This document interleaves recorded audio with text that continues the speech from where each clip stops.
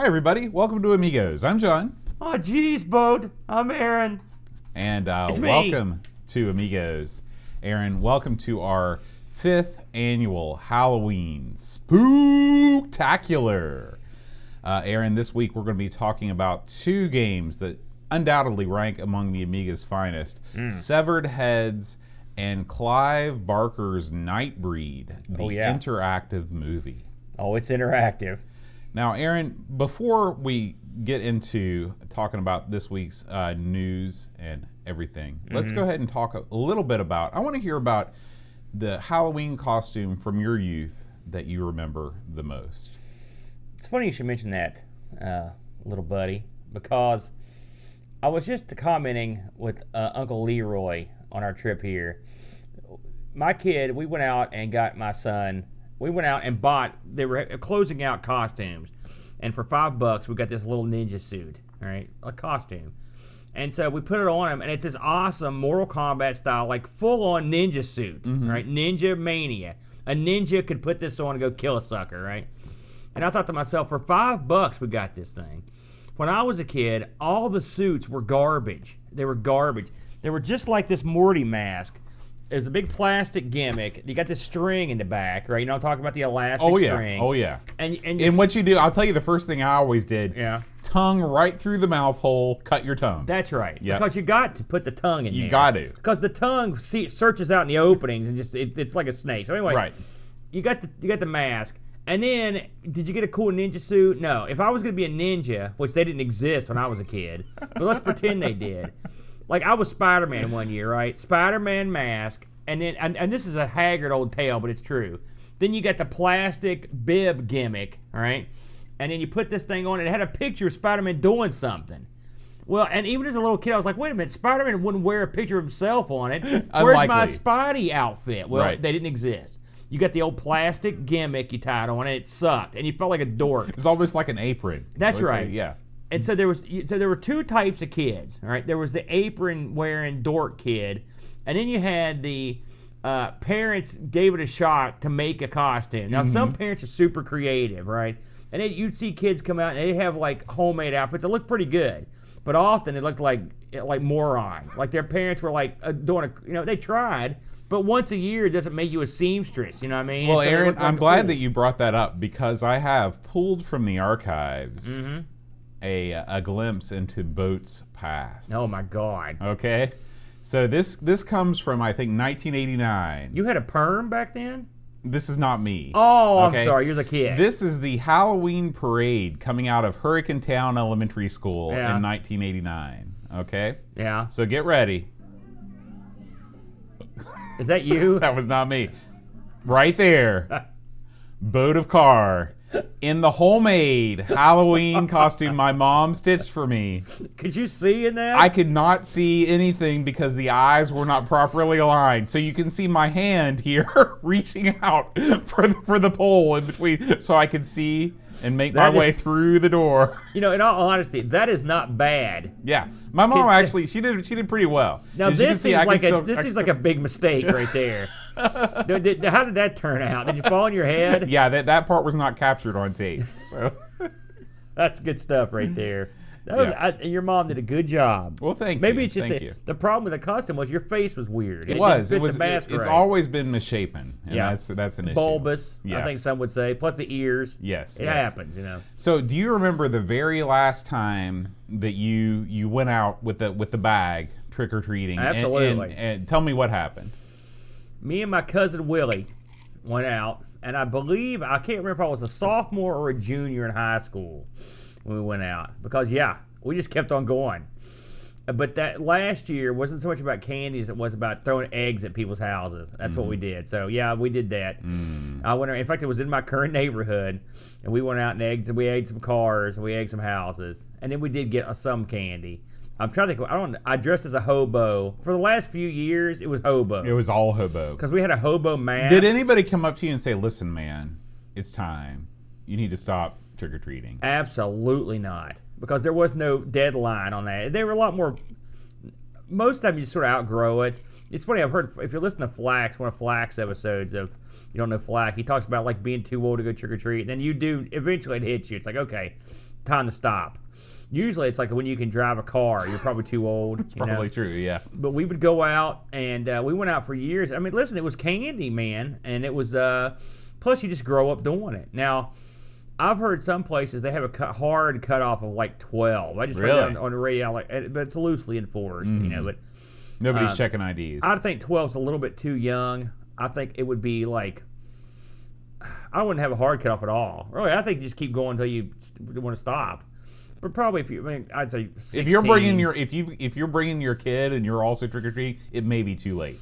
I will say I go out with the kid every year. I've never missed one, and this year will be no exception, as you know. And I have dressed up with him occasionally, just for fun. I don't know if I'll do that this year.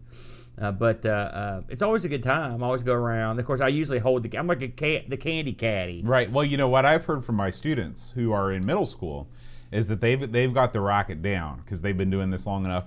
They get their parents to follow behind slowly in the car with big garbage bags, and then as soon as their small bags get full, they dump it into the big garbage bags. Next house they go to, oh, you don't have any candy. Let me give you some extra. Now see, know. That's being your kids said that. You told me that you just got done egging houses and cars, and you're telling my kids they're not doing it right. Well, you got to understand something. First of all, that's lame. Your kids are all lame. And so if any of your kids are watching this, that's lame.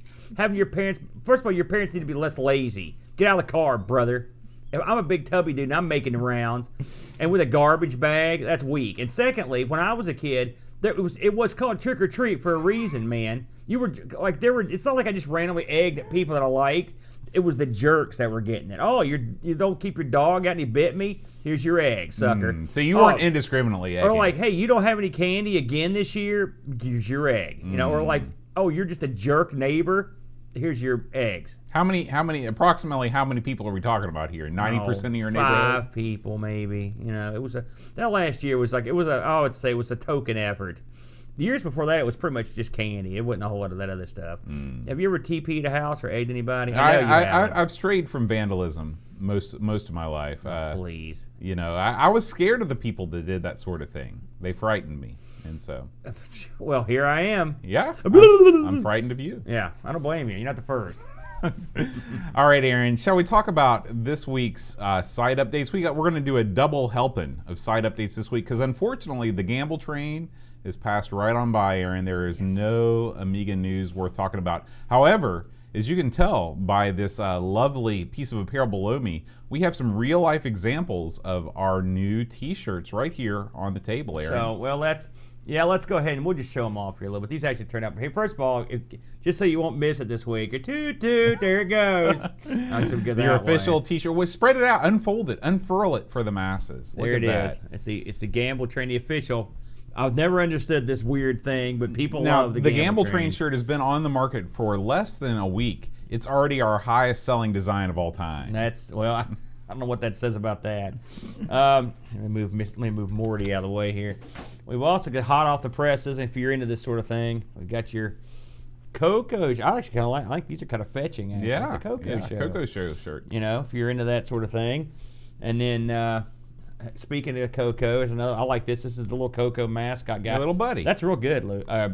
This is a real good boat. I like that's a nice looking Thank you. I'll be modeling that next week. And then, oh boy, and then of course here you've got the Big Daddy here. I like this one myself quite a bit. This is your straight up R. Sinclair shirt. Whoops, I got it backwards. Excellent. What do you think? It's a blackout, eh? How much more black could it be? There you go. All right, Sinclair, yeah, so. And if you like those, you can get them all over at amigatees.com. There you go. All right, Aaron, let's talk about what's been going on our YouTube channel, huh? Let's get to our site update real quick. Okay, here. Well, we can do that first. Either way. What you've got here is you're going to see 2 site updates, but one of them is what I call an insane one from the Master of Insanity. So Dreamcatcher has an interesting tale here on Dynamo. Have you ever seen this particular gimmick here? I've not seen Captain Dynamo before. This is an Amiga game. I did read this article, and this looks like maybe it's because he shows some screenshots of the Spectrum version, but it definitely does not take advantage of the Amiga hardware. Hey, that Batman looks eerily similar to you. Hey, It looks like I know where he got that idea. If you know who Baldric is, apparently they got him playing Robin. That's what that looks like. Baldric from Blackadder is your Robin there. I saw that he'd been knighted. That amused me. Look at this. This is the review. Overall, Captain Dynamo is a bit of a stonker. What does that mean? A stonker? Because I've heard stonk in several contexts in the UK. This is a word that has not yet crossed the Atlantic. Is it good or is it bad? I don't think it's good. Also, one of the articles refers that says this name. One of the parts that says the game should be called Captain Dud, which is that's never a good sign. No. Captain Dud. But this one doesn't look that great, does it? No. Actually, I will say that the Spectrum title screen looked better than any of the other parts of the game. So yeah, not so good. But yeah. Of course it's not good. That's what Dreamcatch is here for. He's in the Mystery Science Theater of crappy games. Absolutely. So absolutely. check him out. And then if you're feeling particularly funky, you can check out his Halloween offering, which is a quick look. He's made a lovely drawing that you'll enjoy. Let's move along to the site updates, Bo. What do you have for us this week? We've done some stuff on the YouTube. In fact, we did a lot on the YouTube this week, didn't we? Yeah, absolutely. Despite their screwing of us. Well, first and foremost, we should talk a little bit about let's see, we talked about the Jupiter Ace last week.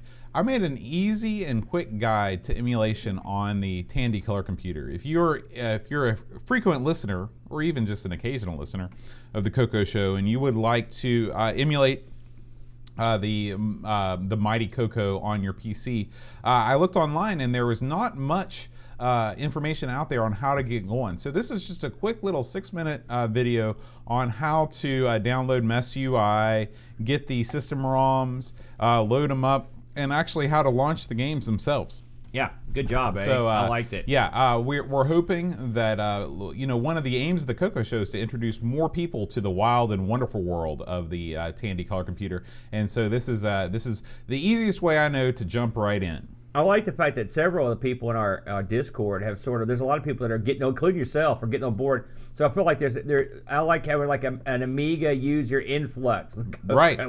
We're bringing it down. We're bringing the Amiga side over the Coco, so it's kind of fun. You will be remembered of all time. They'll be like, did you hear about Aaron Dowdy? And they'll say, Aaron, he's the guy that brought the Coco back. I'm like the Johnny Appleseed of Coco. You are. Except I'm not. There's a huge community that's been around forever that's taking care of that. We're just like the Johnny Come Latelys of the Coco world. So I thought that was kind of neat. Aaron, you also released a couple Amigos Plays videos here.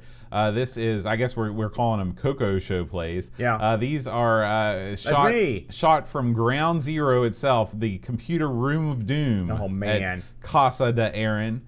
And you recorded some plays of Downland and Apocalypse, last week's Amigos game. Yeah, now Downland's a fun game. I think a lot of people were surprised by how fun that was with the Coco. And then Apocalypse, since we did it last week, it's funny, I recorded this sort of early in the week, and when I was kind of coming to grips with it, but it was fun.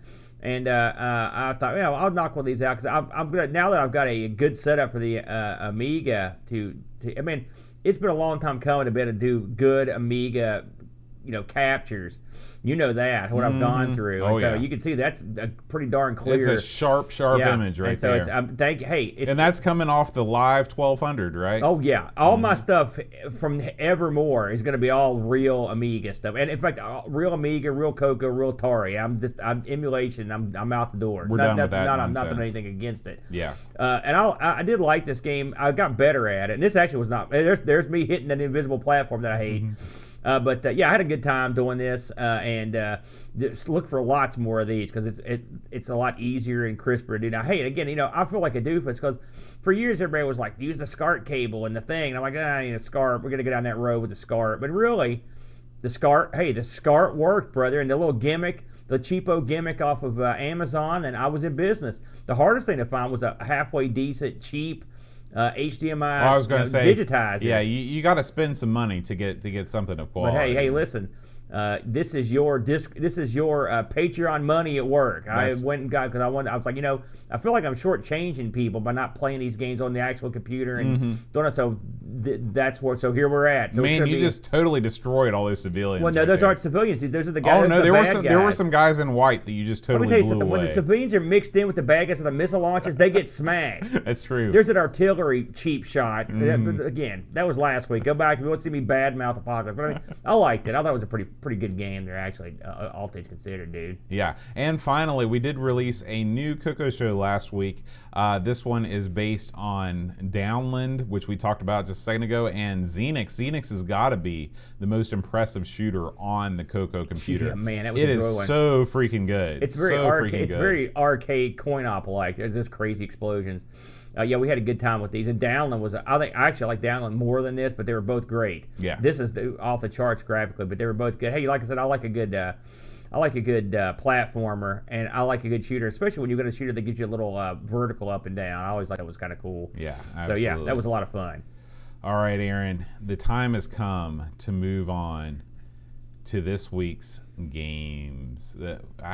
It's a struggle to even know where to start with these. I wish like Severed Heads. Let's start with Severed Heads. That's okay, because actually, listen, Halloween, as you know, if you follow the Amigos for how many of these we've done now? 4? This is our 5th Halloween spectacular. And so you can tell, because what you do when you're a podcast or a video show is you start with the worst stuff and work your way up to the best stuff. And we've done it again this year. Just when you thought, man, you can't get any better Halloween material, here it comes. The finest Halloween material money can buy right here. That's right. So I had never heard of Severed Heads, and so it didn't sound promising, to be honest with you, when I read the title.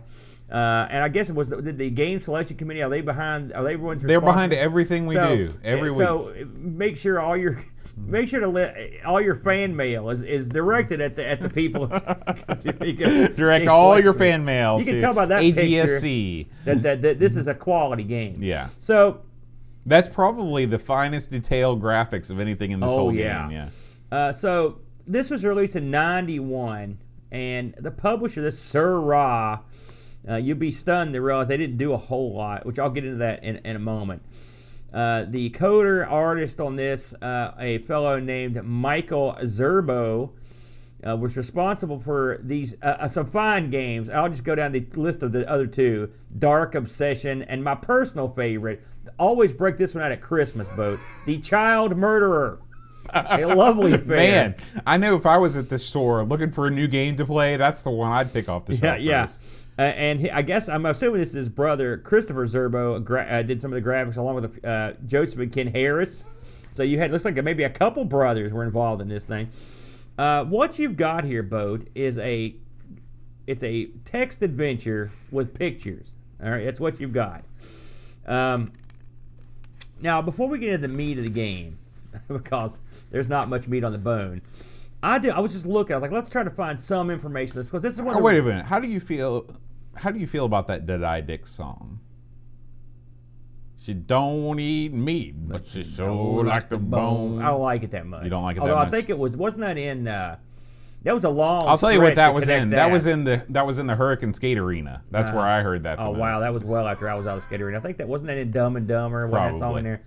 So here I am. I'm looking for stuff on this game. Okay, and I come upon a random forum post. Okay, so and this guy mentioned that he'd been looking through the forums and he'd seen this and it was some amusement.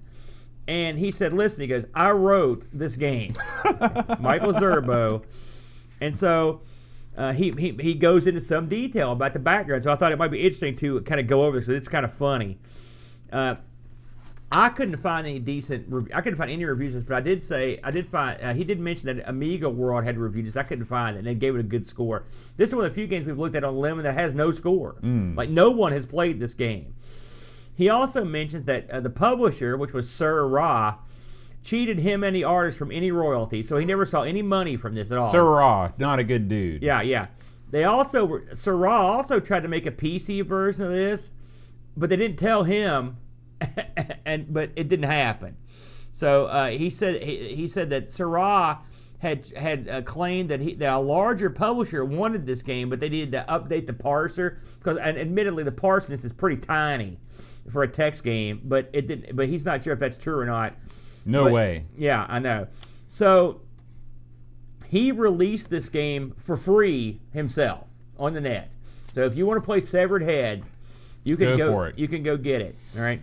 He also mentioned that the children murderer, whatever it was called. What was it called? I don't want to Child murderer. I don't want to get the name wrong. Yeah, the child murderer was sold in Australia and New Zealand as a super budget title. I don't know, super budget title. Boy.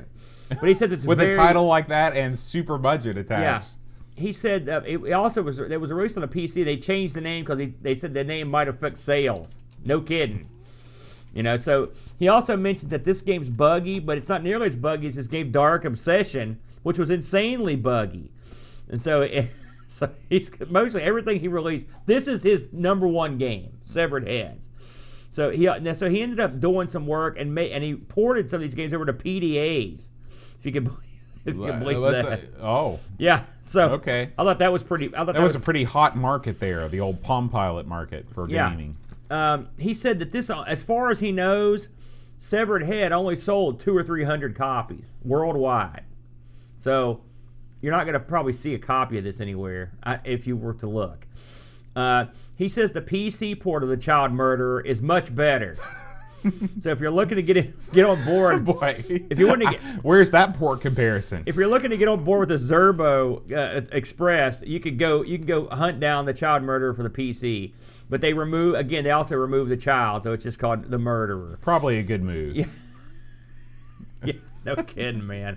John Wayne Gacy, the simulator, Something else he mentions is that he was very proud of the fact that this thing had basically this will tell you the story. I don't know if it will tell you the story. Did you use that? No.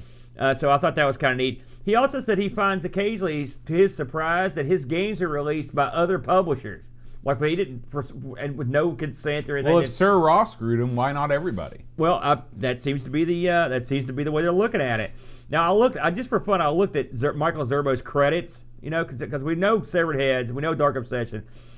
He allegedly did a game that I can't find anything about called Inner Demons on the Amiga. He did a game for the Amiga called A Matter of Time. It was formerly shareware. I don't know what formerly shareware. I guess now it's freeware. He did The Child Murderer. That was also on the Amiga, but I haven't seen anywhere. And he did The Hollywood Murders, and my favorite one, 2003, he released this on the Amiga, Dames Are Trouble. Brother, I know what you're saying there, pal.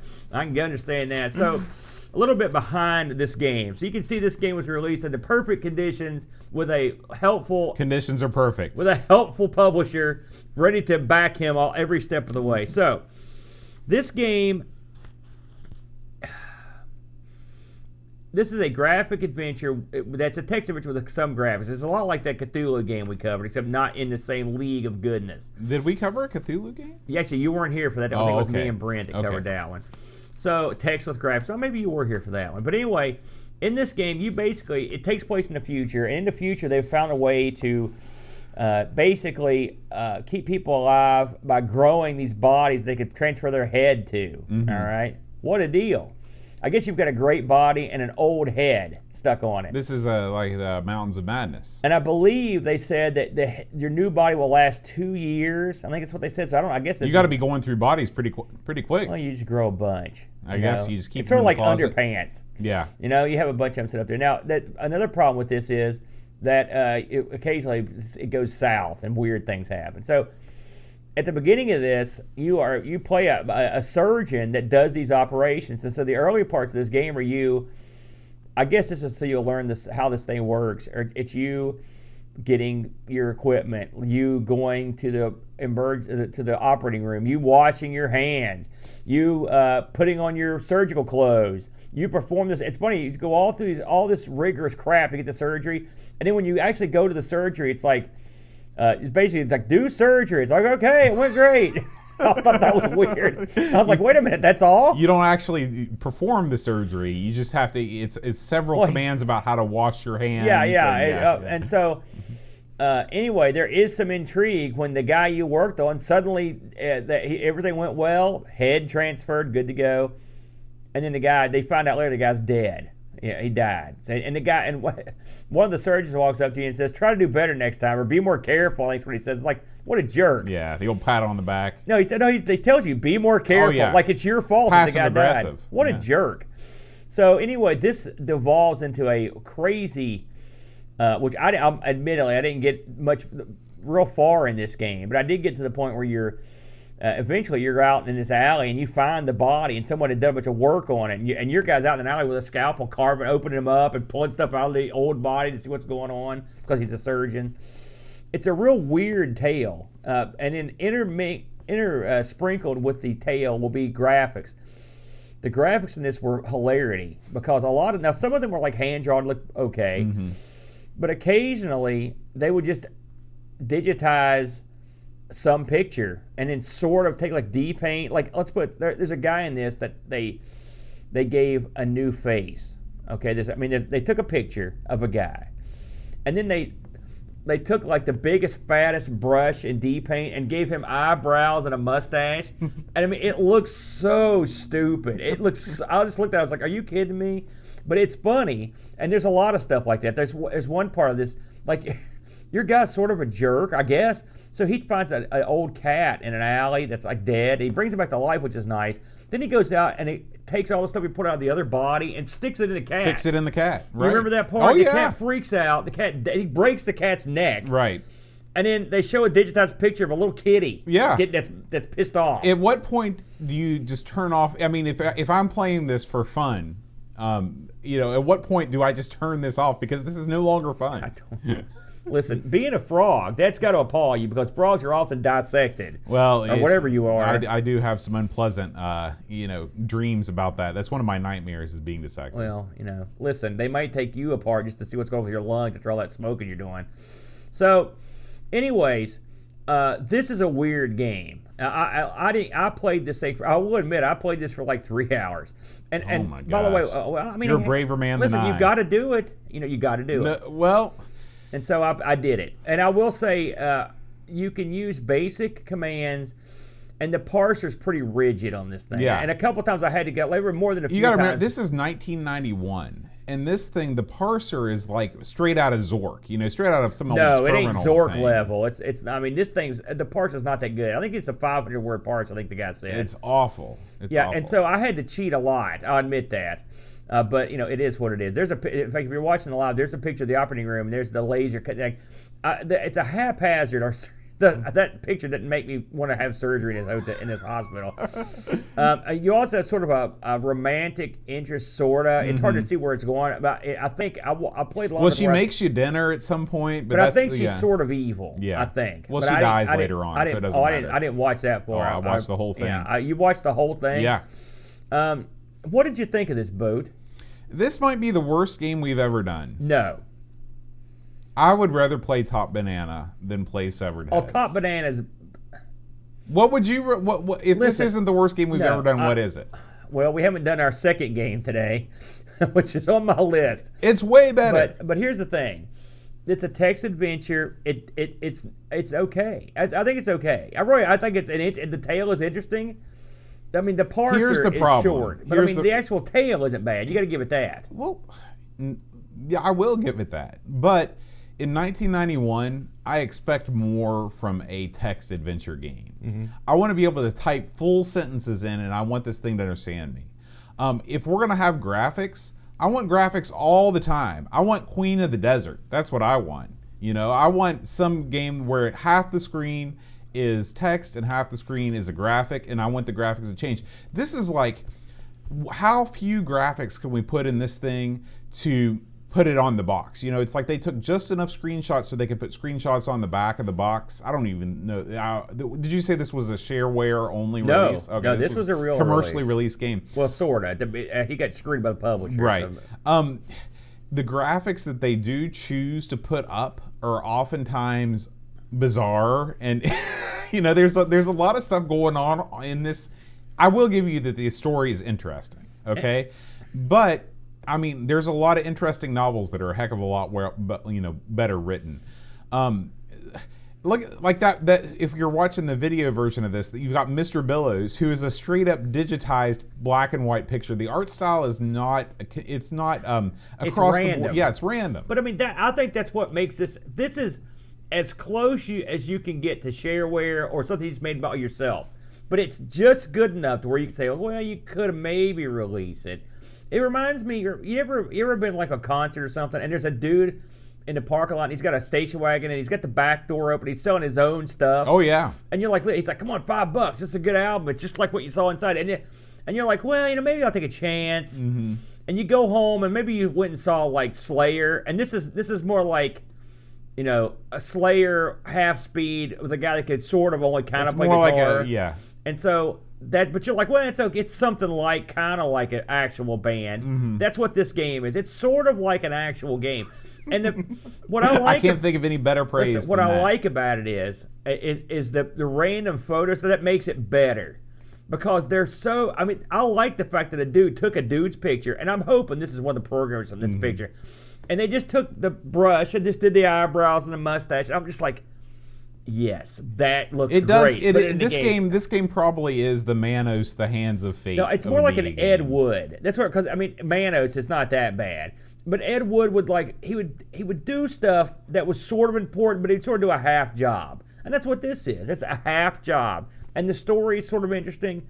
I didn't hate this. I didn't hate it. I mean, it was hideous. Let me rephrase it, but I mean, it's not like you said it was a worse game. No, because tell me what a worse game than we played on this show. Then I will get to it. I hated first person pinball's worse. I mean, a lot worse. It's unplayable. That's garbage. True. It is unplayable garbage. So there's that. But I mean, although they tried something out of the box. Tinsoft presents. But I'm just saying, let's pretend this is, if they'd said, look, here's your new it's your new text game. That's all it is, like a Zork, and you played it. It wouldn't be the worst game you ever played. It'd be like, oh, okay, it's a text game. The plot's interesting, sort of. It's sort of, you do a lot of stuff, like all the stuff that leads up to the important stuff is sort of mundane and goofy. But you get somewhere eventually. So overall, I'm not going to kill it. I'll be honest with you. In terms of the ability to, well, let's put it this way. I didn't find this on eBay. I know you're stunned, Boat. And I don't think I did not. I didn't find any reviews of this anywhere, including on Lemon, where they have no reviews. So I'm begging one of our fine listeners to beg no longer, my friend, because we do have. Here we go. We do have some reviews. Oh, for God this bless you, Graham. You've done it again. It's not just Graham. Oh, you're kidding me. More than one person played Severed Heads? Chris Folds led the charge. Oh, man, he's going to hate it, isn't he? Imagine a terrible text adventure written by a high school kid where after 1 minute you couldn't care less. Then make it a little worse and you have severed heads. Oh, man. Spend your time doing something else, but just don't play this game. 1 out of 10. And Graham W. Vebke, fresh off his flight from Japan. You could imagine this was one of the first text adventures written by the author, but sadly it's not. This story had no substance, and I guess people are only drawn to it by the subject matter. There's some red text on a black background in the game, which makes reading this, and reading is probably the most important part of a text adventure game, even more challenging than trying to continue to play this. 1 out of 10. Not high praise from our Amigos Retro Gaming Discord community. I will say one thing in closing, when we close the door on this one. I couldn't get this to work on emulation. It would only work on my actual authentic Amiga 1200. So, good luck. I don't know what happened. Or you can save yourself some trouble and just load up a YouTube Let's Play from our boy Hipponius. And to crank up the awesome, he turns on the text to speech, so you can hear the computer read the speech. It's like you're there. I think everyone's too hard on this. I thought the subject matter was sort of interesting. I mean, the name sucks, but I mean, and some of the art's okay, and it's funny. I would like to see somebody. We're going to go opposite ways because I want to hear your thoughts on the next game. Okay. Anyway, someone go leave a review on Lemon and tell them the Amigos sent you. Be the first. Let's talk about Nightbreed, the interactive movie. Now, amazingly, both. And this is a rarity. I've actually played this back in the day. Really? Yes, I did. So Nightbreed, the interactive movie. Now, we got to differentiate, and I'm hoping next year we'll cover the action game. Nightbreed has 2 games on the Amiga, the interactive movie and the action game. And we looked at the interactive movie. Yeah, so we didn't did. look at the action game. Well, Now, we looked at the action game before. That was like Halloween Spooktacular. oh, we 2. actually looked at the action game already? I'm pretty sure we I don't did remember because you doing told it. your Nightbreed story. I've told that this year. I break that one out every once in a while. I don't know. So anyway, Nightbreed. Tell your Nightbreed story. Well, I Aaron. told it a couple weeks ago. Yeah, I was in a theater. I saw this movie by myself in an empty theater and thought I saw a haunted guy go to the bathroom. That's the short version. So, Nightbreed, the interaction movie. Now, we're going to talk about Nightbreed, the actual movie, before we talk about the interactive movie, because you got to get some basis for Nightbreed, the interactive movie. Now, first of all, Bo, I'm assuming you've not seen Nightbreed. I have not seen Nightbreed, but from what I could tell, this is, or from what people on the Discord were saying, is that this is more of a, or maybe it was on the, I don't know where I think it was on the Discord. They were saying it's more of a monster movie than a straight up horror flick. Would you agree with that? No. Okay. No, I wouldn't agree with that. So, this movie was directed by the much heralded and written by him too, Clive Barker. I'm not a big fan of the Bark man, I'll be honest with you, and none of his crap. Well, he caught that ball that kept the Cubs from winning the series. No, wrong guy. Although that guy, well, this is also a miss. This was a big mistake. This guy, the Clive Barker, basically this was supposed to be the first of a trilogy of films. All right. So, and this is also, ironically, this is supposed to be. This is 2/3. It was supposed to be a trilogy of right. games. It was supposed to be a trilogy. Yeah. So. This movie came out in February 16th of 1990, the film, 102 minutes. And the budget on this dog, $11 million, and they only brought back worldwide 8.9. So they took a bath on the Nightbreed, right? And so the premise of Nightbreed is goofy, I think. I'm not to go fully into the film, but basically the main character thinks he's going crazy, and he has been going to a therapist who has sort of convinced him that he's been killing a bunch of people. Mm-hmm. When in actuality, the therapist is sort of like, as I recall from seeing it, it's sort of drugging him, and the therapist, by the way, is the murderer. So he's basically hanging this guy out to dry, and also just being a jerk, a psychological jerk. I hate those are the worst kind of jerks. It's screwing with him, right? Yeah. And so, long story short, this guy ends up in this graveyard because he hears about this crazy mystical world of monsters, and this creature bites him, but he gets away, right? And then the mask guy, who is the actual therapist, is also the killer. He's called the Mask. He's called the Mask, like the Jim Carrey character. So he wears a mask. They call him the Mask. What kind of a mask is it? It's just a white face. I think I don't like remember. a Jason mask. No, it's not that cool. It's just like a hood, you know. Anyway, he basically says he basically frames this guy. The guy gets killed, but he doesn't really die because he's gotten bit by that monster, and so he becomes one of the Nightbreed. Yeah. Which is a group of like semi-dead, weird-looking monsters. They right? do look and they weird. have a world. It's all one of them looks like Mac Tonight. He actually does, except not as cool. So anyway, that's the film. I saw this movie, and while I was scared about the bathroom ghost, the film wasn't scary at all. It was dumb. And I thought I didn't. So why wouldn't you think I would like it? Does it have a lot of blood in it? Oh yeah, of course. So it's Clive Barker. Yeah. So anyway, so that's your movie. So and it was a dog. So of course you get these movie rights well ahead of time, and you just roll the dice. Especially when your name is freaking Ocean. Yeah, you do. Ocean takes a gamble. They're not all RoboCop's boat. Sometimes you get one of these Nightbreeds. In every life, some Nightbreed must fall. That's right. And so here comes Nightbreed, released in 90, and it was on 2 big discs, both. Published by Ocean, you know that. Developed by an outfit called Impact, right?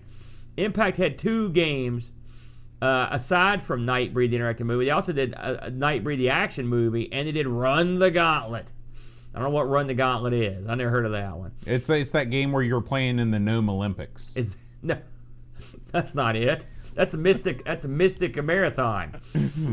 So, and I'm going to go ahead and call these boys out. They worked on this. Chris Carey is the coder, and one of the artists, Mark Rogers, also worked on this. And the graphics were done by a guy named John Beard, his only effort on the Amiga.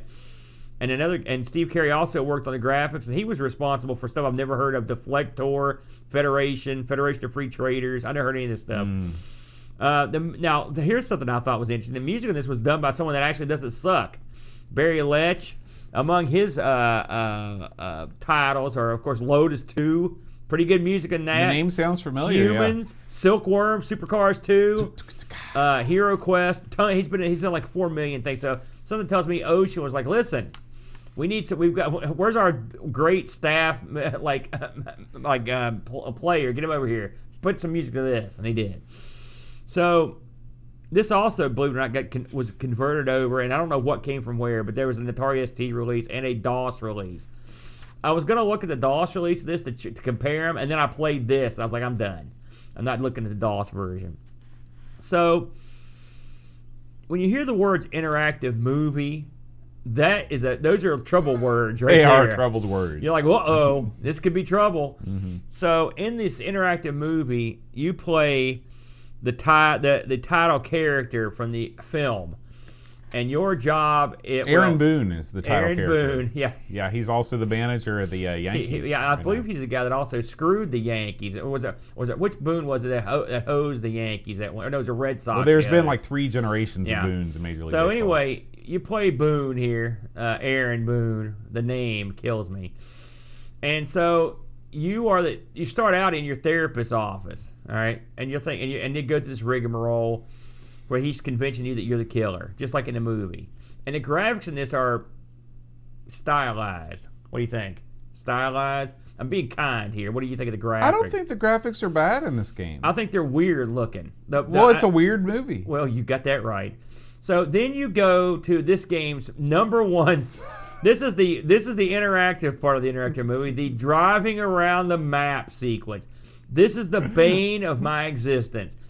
This is as interactive. I mean, I can't think of anything that this is like going to one of those kiosks and hitting the next button. That's as interactive as it gets. That seems to be more exciting than this particular portion of the game. In the first part of this game, you're in a car and you're driving, and so the first thing I did was always drive towards the police station. It doesn't matter. You'll be driving. So there's an overhead map with this crazy. Whoever put these roads together must have been out of their minds. Because it's just this crazy roundabout routes. It's all one big overhead map. And you click on the map to where you want your car to go to, on the intersection you want to go to. And so you got to go one intersection at a time. Yeah, and these intersections are not far, or these intersections are very close together on the map. Except for the cemetery one. Right. And so there's always a chance that you're going to run into a roadblock. Why? I don't know. Well, I'll tell you why. When you hit a roadblock, I think that there is a random chance that you could either A, puncture a tire, which slows you down, or B, puncture your fuel tank, which causes you to run out of fuel more quickly. Well, no, that's true. Or C, you just get through. But my point is, why are there roadblocks all over this map? Oh, it's because nothing's happened yet. Right. You left your therapist. And it's part of the skill required to complete this game. It's garbage. It's random garbage. Now, it's not totally random, but it's garbage. So once like the boat said, you could either go to the roadblock unmolested, go to the roadblock and get shot in the tire, and that slows your car down, or go through the roadblock and get shot in the gas tank. That means you're going through gas quicker. Did we mention you've got gas? This is like me going to work or going out in the field. I gotta watch the gas tank in this game. And there's a big fuel gauge at the bottom. And so, randomly, if you know where to look on a map, there are gas stations. They're not marked. Now, keep in mind, there is no currency in this game. This is not part of the skill at all. You can always fill up, no matter what. Yeah, now this is the one thing I'll give this game credit for. There's one thing. This game has cheap gas. 50 cents a gallon, that's a good deal. It's pretty good. That's all it's got. Mm-hmm. So anyway, I'll also always fill up your tank. Every time. Don't ever say, no, I'm not going to fill it up. Don't do that. So, anyway, eventually, you either wreck your car or you get to where you're going. Okay? Or you run out of gas. If you get to where you're going, initially, they put you in an insane asylum. Okay? If you wreck your car, they put you in an insane asylum. Right. So the best strategy of this game is actually just to drive straight to the police station because it's a faster trip. Yeah. And then they put you in there. If you also run out of gas, guess where you're going? Insane asylum. So and you magically get your car back after every time. I did a lot of experimentation with this game because I thought it can't be this dumb. So I changed my route after about 20 plays, and I went directly to the cemetery. Mm-hmm. All right, skip the middleman. You can't do that, right? You can do it. You can. You can go right to the cemetery, and when you get there, the game ends. Well, yeah, I mean you can, but it's basically you get there and there's nothing going on. Right, so exactly. Then you have to go back, and then you have to eventually go to the insane asylum. Once you get to the insane asylum, a crazy. No. I think you're scared. You go to the. Go to you go to the hospital. Right. It's not insane asylum. The insane asylum is later. But well, that's not for me. I went to the cops. They checked me in the insane asylum. That's the first thing they did. And so long story short, you have to go there because a crazy guy there tells you, "Hey, have you heard about this cemetery?" Midian. It's the gateway where all your sins can be forgiven. So that means that. So then you have to escape the insane asylum. Well, don't worry. It just escapes for you over and over again. Anytime you go to the insane asylum, the next thing that happens is you escape and you're back on that map in that stupid car. Everything leads to this car at the beginning of this game. And so now you're driving all the way to the cemetery. Well, of course, it's 1,000,000 miles away through 1,000,000 forks. You got to go get the gas thing, all the crap, the roadblocks, over and over. Crap. Then you finally, and if you fail, you go back to the insane asylum. You start all over, okay? Then, and of course, I played this on my actual Amiga, so there's no save states, any of that crap. Then you finally get to the cemetery. You get a choice. You can look around in the cemetery. You can enter the graveyard. Or you can enter the actual city of the dead. Well, it's supposedly a choice. Because if you try to go just right to the Sea of the Dead, you're instantly killed and the game is over. It also says like those creatures like rip you asunder. You're dead. Well, no. What happens is if you try to go to Midian beforehand, the cops show up and the cops kill you. No, not for me. Okay. Well, here's what happened to me.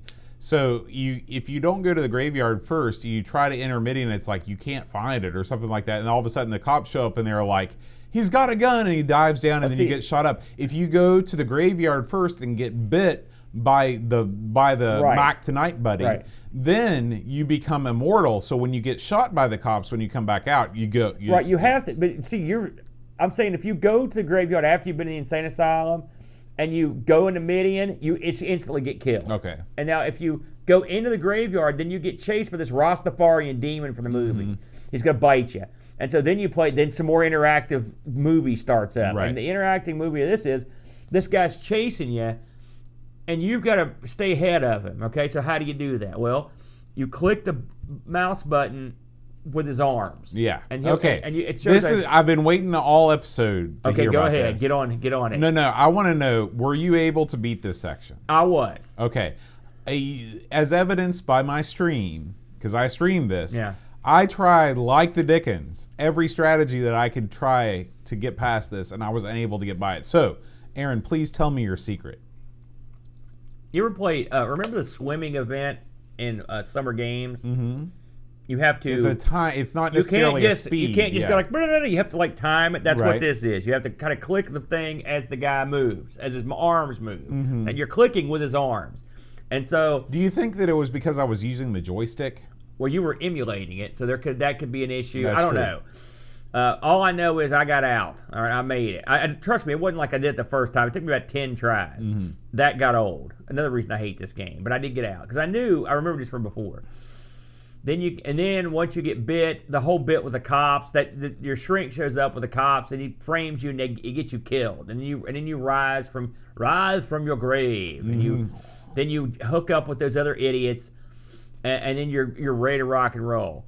Eventually, this game devolves into a very stupid game where you run around in this 3-dimensional cavern. I don't know if you got that far. I did not. No, because I couldn't beat that section. Yeah. I just watched it on the YouTube. The 3-dimensional cavern is one of those like advances a block every time you hit forward gimmicks. Yeah. Just like Dungeon Master and all those horrible cavern, games. I've never beaten this game or even come close because I always give up because I get mad. And this cavern involves you going through like there's a scene where you have to jump like this piranha thing that comes at you, and it's real stupid looking. It looks like you're Hank Hill from that. You King do of look Hill. like Hank Hill. And your guys like, and so think about it. Put yourself that you're in some kind of undead cavern, okay? And you've got demons all over the place, and these piranhas are coming at you. These like flying piranha things. And so would your reaction to this be like, oh God, I'm screwed, or would it just be like this? Just like I mean, that's it's still like as a statue. looking bored. Like Yeah. I'm bored. You know, this is the worst type of game. Okay, so I'm just gonna summarize here, and I've never watched the end of this. I didn't watch the end. I didn't care. All right, I didn't care. It's a dull, stupid, repetitive, lazy game based on a dull, stupid failure of a film in a series of dull, stupid games, the third of which was so dull and stupid it couldn't be released. Mm-hmm. So there you go. That's my review. I hated this. I double hated it. I didn't like the graphics. I hated the car scene. I hate the tunnels. I hate everything about this game except for the gas Here's price. the thing. This is what was endemic, I think, with not only the Amiga, but a lot of computer platformers, a lot of computer platforms, especially, it seems like this happened a lot in Europe, where they bundle a bunch of mediocre games together, and they'd say, comes with 16 games, you know, and then you open up these 16 games, and it's 15 versions of games the quality of Nightbreed, the interactive movie, and they were like, what did I just get here? What did I get myself into? And they wonder why they lost out to the PC and the consoles in terms of gaming. Well, keep in mind, this went to the PC. But I guarantee you there was no IBM Aptiva pack with Nightbreed, the interactive movie in it. Well, you know, listen, a lot of places, a lot of the reviews I read of this compared this to like a Cinemaware game. Oh, yeah. Listen, and I know you're not the biggest fan of Cinemaware, But this can't lay Cinemaware's boot for its worst effort was better than this. Very true. This is just an abomination. Yeah. It's ugly. Mm-hmm. It's stupid. Mm-hmm. It's ugly and stupid. Mm-hmm. It's also not fun. It punishes you for trying to have fun. Bad you. Mm-hmm. Get back to the tedium. Tedium is the name of this game.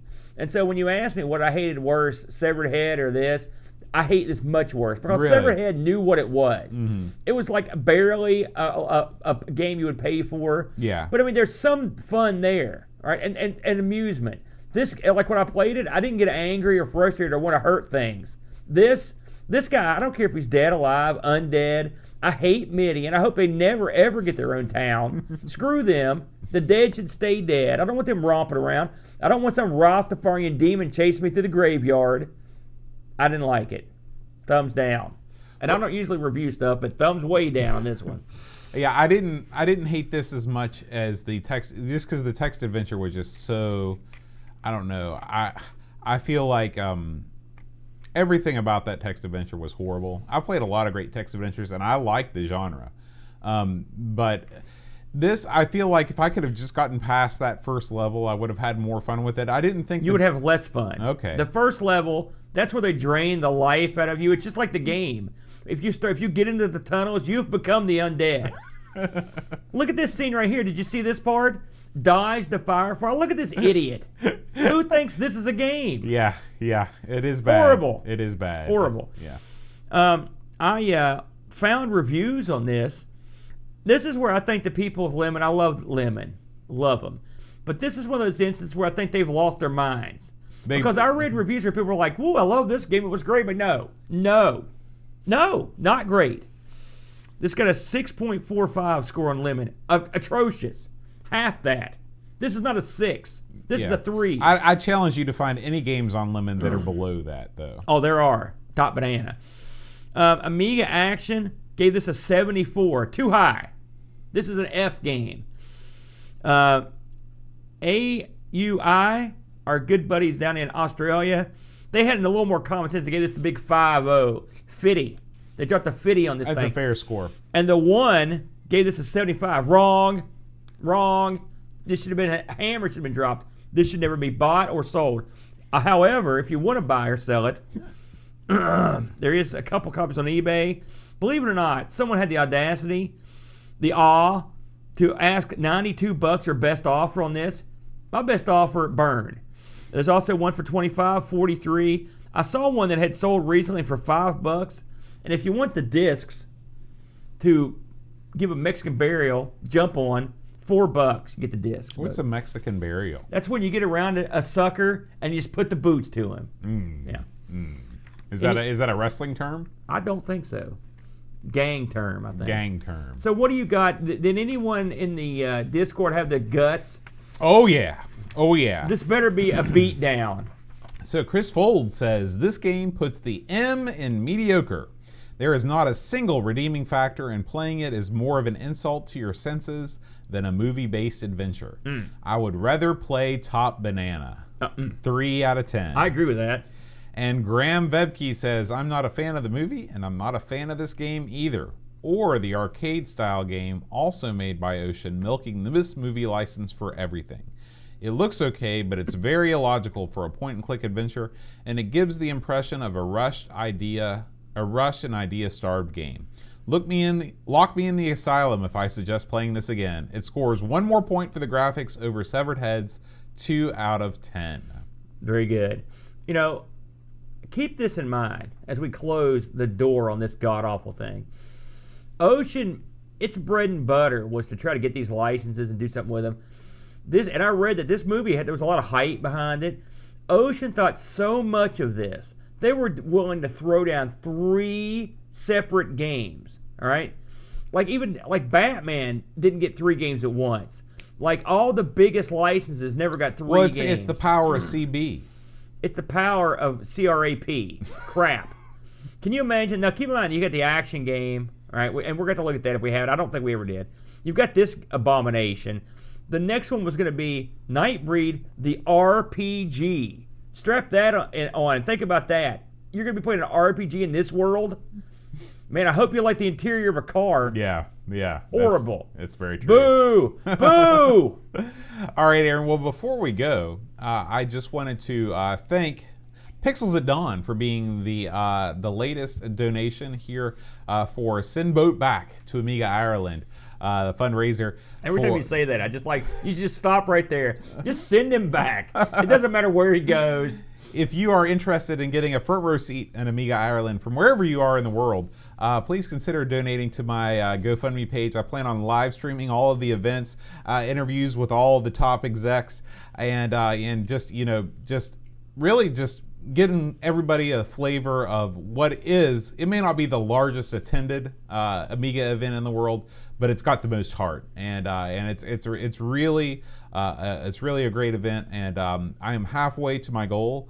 So if you want to pop on GoFundMe.com/F/sendboat back to Amiga Ireland with hyphens between the words, it would be fantastic. Wow. To have your donation. They really make it easy to find. What's the right? F stand for? You know what it stands for. Oh, wow. You got to go there, are you? Thank you, Pixels at Dawn, for your donation. All right, Aaron. Last week, actually, before we do the supporter song, we did get a little bit of feedback. This comes from Andy Smith. All right. We got quite a few Andys in the Amigos community. He says, "Hi, John and Aaron. I just want to say that I've really been enjoying catching up on the Amigos podcast. I'm a bit late to the game, but heard Lorfarius mention you enough times that I finally had to check you out, and you are perfectly filling the Amiga-shaped hole left by Amigorama's demise." What? Thank God for that. I've checked out several of your episodes now and just finished the Cannon Fodder one, which I loved. You touched on the controversy caused by the game's use of the Poppy, and thought you might like to check out an episode of a podcast series I did called Outrage, Outrage, Outrage! I already love that. Which looked back at various controversies in media. It sounds like a pretty good topic. That sounds right up my alley. Yeah. I get outraged all the time. I covered Cannon Fodder in detail the first episode along with John Hare. This episode is called Video Game Horror Fodder. And so if you're interested in that story, I recommend checking out the podcast Outrage, Outrage, Outrage. So he's saying he actually hooked up with John Hare for that episode? It says along with John Hare. Sweet Lordy, yes, absolutely. Yeah. Oh boy.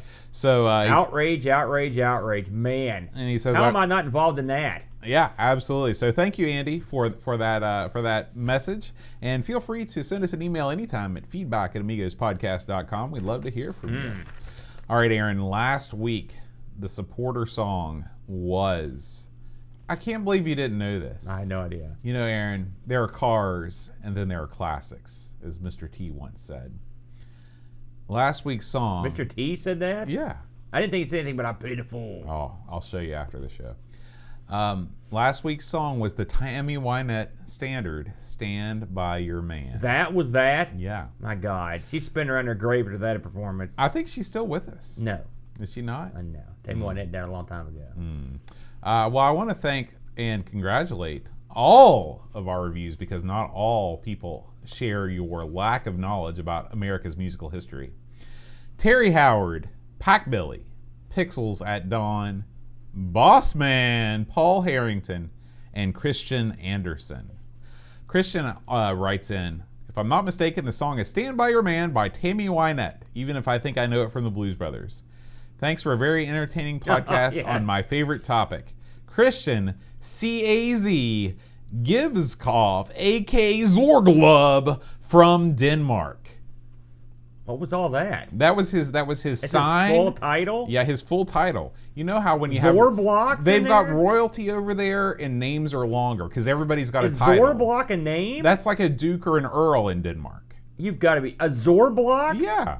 I mean, it's just as common as the Duke of Marlborough over there, the Zorblock. There's a Duke of Marlborough? Yeah. Is he a 3-pack-a-day guy? Hey man, he's not with us anymore. It's the same fate as every Marlborough man. Oh man, that's kind of a bummer. So this week, if you know this week's Patreon and supporter song, and if you do like the show, please head on over to patreon.com/Amigos podcast if you'd like to throw us a couple bucks. You can send us an email at john@amigospodcast.com. And if you know the song, it goes a little something like this.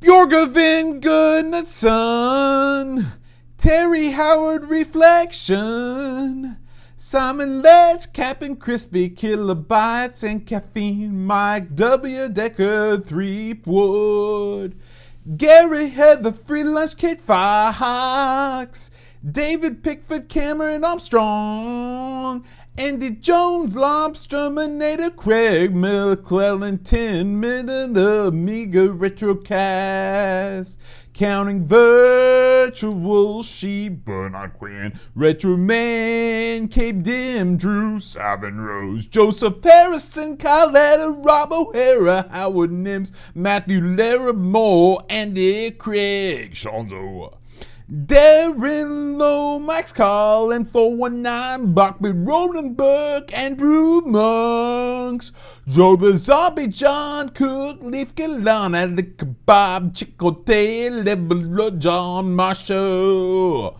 Matthew Perron, Ricky DeRocha, Creepy Dead Boy, Figgy CTZ, The Slow Norris, Stefan Sorgon Martinson, Evan Helen, Blindo 75, Christopher Sala, Rabbit, Abbott, Chris, Full Dream Catcher, Lauren Jeru, Graham Bebke, Elaine Didson, Adam Battersby, O'Brien's Retro and Vintage, Gary Huckasee, Ryan Jones, Paul Harrington, Duncan Styles, Tapes from the Crypt, Josh Nan, Adam Bradley, Jonas Rue, Lil THC, Eric Nelson, Tim, Tommy Humberstadt, Daniel Bingston, Brutal Bear, Kuda, Darren Coles, Jason Warnes, Pixels at Dawn, and Kilbjorn Barman.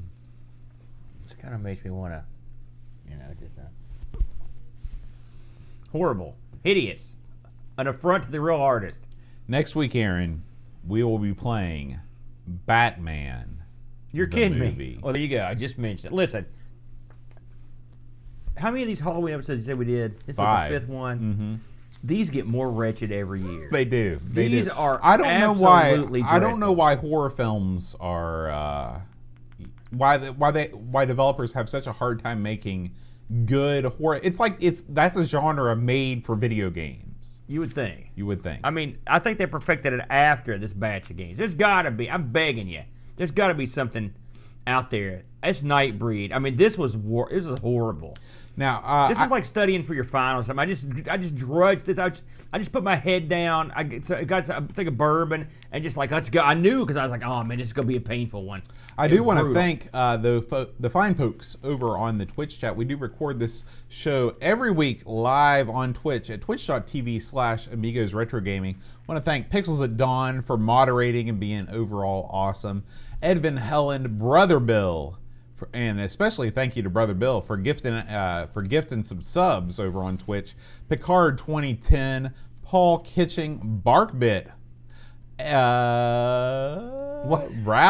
Rousey MSX, Pack Billy. Thank you guys so much for joining us. We really appreciate it. And from all over the globe, all from four all corners, over the globe, Germany and Australia, it's everywhere. It's everywhere. England, you got Canada, everywhere. It's amazing. It's amazing. It is. All to watch Nightbreed boat. Working on those Nightbreeds. No. What does that mean? Autumn closing in. Oh, you're killing me. All right, guys. We'll see you next week. Until then, adios.